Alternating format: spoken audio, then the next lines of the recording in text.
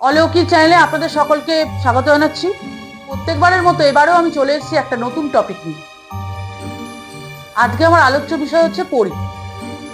পরী সম্পর্কে আমি আজকে আলোচনা করব। আলোচনা শুরু করার আগে আপনাদের বলে দিই, যদি আপনারা এই ভিডিওতে নতুন হন তাহলে বেল বাটন ক্লিক করে সাবস্ক্রাইব করবেন আমার নতুন নতুন ভিডিও প্রত্যেক সপ্তাহে পাওয়ার জন্য। আর যদি আমার এই ভিডিওটা ভালো লাগে তাহলে লাইক, কমেন্ট, শেয়ার করুন। এবার আমি আমার বক্তব্য শুরু করছি। আজকে আমি আলোচনা করব পরী সম্পর্কে।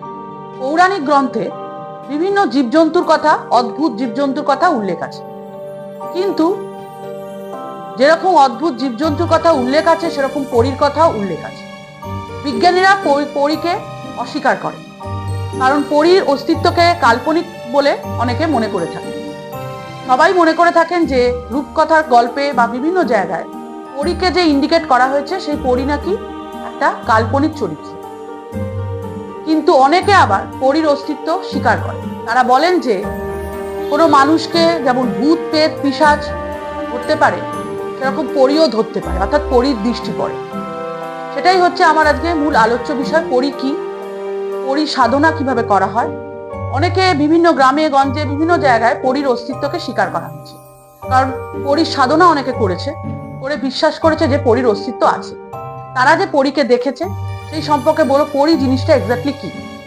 পরী হচ্ছে একটা সুন্দর রমণী, ছোট আকারে, এবং সে সবসময় সুগন্ধি, আতর, এ সমস্ত গন্ধ, ফুল, ফল এ সমস্ত পছন্দ করে। তার হাতের কাছে দুটো ডানা থাকে এবং সে ভেসে বেড়ায় আকাশে। এই পরীর সাধনা যে করা হয়, এই পরীর সাধনা সম্পর্কে প্রথম আলোচনা করা হয়েছে, অর্থাৎ পরীর কথা, পরীর যে অস্তিত্ব আছে, পরীর যে সাধনা করা হয় সেই সম্পর্কে মুসলিম তন্ত্রে বর্ণনা করা হয়েছে।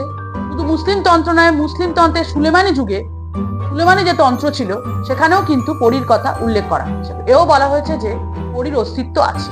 তারা কিন্তু পরীর অস্তিত্ব অস্বীকার করে, শুধু বৈজ্ঞানিকরাই যেহেতু পরীকে কাল্পনিক বলে মনে করা হয়েছে।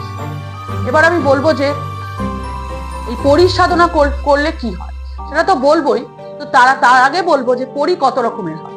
পরী বিভিন্ন রকমের হয়, যেমন জল পরী হয়, ফুল পরী হয়, ফল পরী হয়, রং পরী হয়, এবং শুভ পরী, অশুভ পরী, সব পরী হয়। পরী জেনারেলি মানুষের কোনো ক্ষতি সাধন করে না, কিন্তু যদি কেউ পরীকে ডাকে বা সাধনা করে, পরী কিন্তু তাদের উপকার করে। কিন্তু এরকম পরী সাধনা করলে যেমন উপকার হয় তেমন কতগুলো জিনিস হয়। কেউ যদি, কোনো পুরুষ যদি পরী সাধনা করে তাহলে বৃদ্ধ বয়সে কি হয়, তার রক্তচাপ বৃদ্ধি পায় এবং তার হাড় ভেঙে যায়। এরকম ডিটোরিয়েটও কিন্তু শরীরে করে।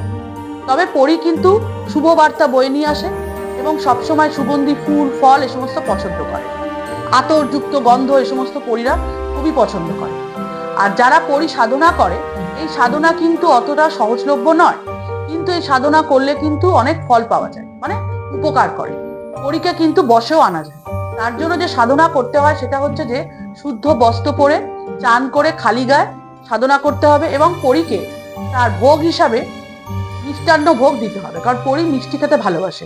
তাই ভোগ হিসাবে পরীকে মিষ্টি ভোগ দিতে হবে, এবং পরী সাধনা করার সময় তার চারিপাশে বিভিন্ন পারফিউম বা আতর দিতে হবে, কারণ সেই সুগন্ধিতে কিন্তু পরী পছন্দ করে। এবার বলবো যে এই পরী সাধনা করার পর আমরা যখন পরীকে ডাকি বা কোনো পুরুষ যখন পরীকে ডাকে, যেমন পরীকে ডাকা হয় সেরকম সেই পরী কিন্তু তা উপকার করে ঠিকই, কিন্তু পরীকে কিন্তু অনেকে মাতৃরূপে, কখনো বোন রূপে, এমনকি প্রেমিকা বউ রূপেও পুজো করে।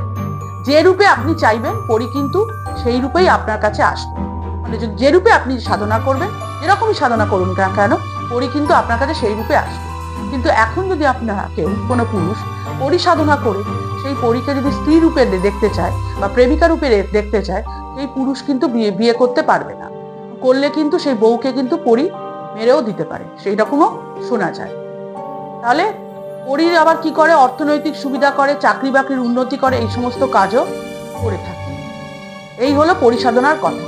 আজকে আমি আলোচনা করলাম কত রকমের পরী আছে, পরী আদৌ আছে কিনা সে সম্পর্কে আমি আলোচনা করলাম। কিন্তু বিজ্ঞানীরা পরীকে স্বীকার করে না, কারণ এই যুগে কোনো পরীকে কেউ আজ পর্যন্ত দেখেনি। এটাকে কাল্পনিক ক্যারেক্টার রূপেই ভাবেন বৈজ্ঞানিকরা।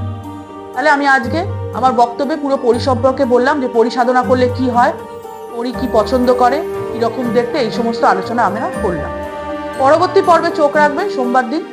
আমি আবার সোমবার পরের সপ্তাহে সোমবার নতুন ভিডিও নিয়ে আসবো। আমার বক্তব্য আমি এখানে শেষ করছি। আপনারা সবাই ভালো থাকবেন। নমস্কার।